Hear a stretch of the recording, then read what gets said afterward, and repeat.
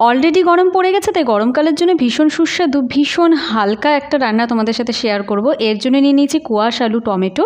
এখানে মেথি মৌরি এবং জিরের কাঠখোলায় ভেজে সেটাকে আমি গুঁড়ো করে রেখে দেবো। এটা একদম লাস্টে আমাদের লাগছে। এবারে কড়াইতে সামান্য একটু তেল দিয়ে কোয়াশটা কীভাবে কেটে নিয়েছি সেটা তোমাদের ভিডিও শুরুতেই দেখিয়েছি।